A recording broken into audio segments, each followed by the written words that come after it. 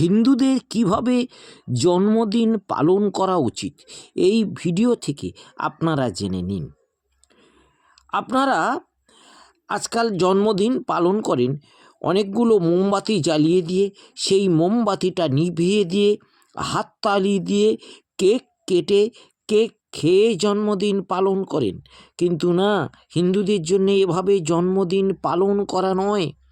হিন্দুরা জন্মদিন পালন করবে, একটা মঙ্গল প্রদীপ সকালে জ্বালিয়ে দেবে, তারপরে নতুন বস্ত্র যথাসাধ্যভাবে পরবে এবং পরমান্ন খেয়ে জন্মদিন পালন করবে।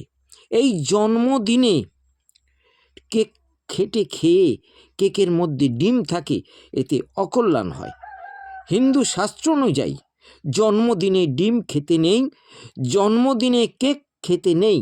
কেন কেক খেতে নেই? কারণ কেক হচ্ছে পোড়া জিনিস জন্মদিনে খেতে নেই। তাই আমরা যারা হিন্দুরা জন্মদিন পালন করব, শুদ্ধ আচারে জন্মদিন পালন করব, হ্যাপি বার্থডে টু ইউ বলতেই পারি, কিন্তু মোমবাতি নিভিয়ে কখনোই নয়, আর কেক কেটে খেয়ে কখনোই নয়। হিন্দু ধর্ম আচার অনুষ্ঠান অনুযায়ী আমরা আমাদের জন্মদিন পালন করব।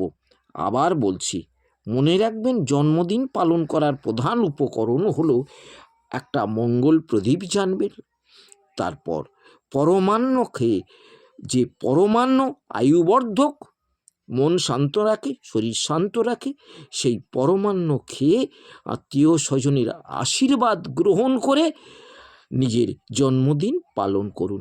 এইভাবেই হিন্দুরা তাদের জন্মদিন পালন করবে।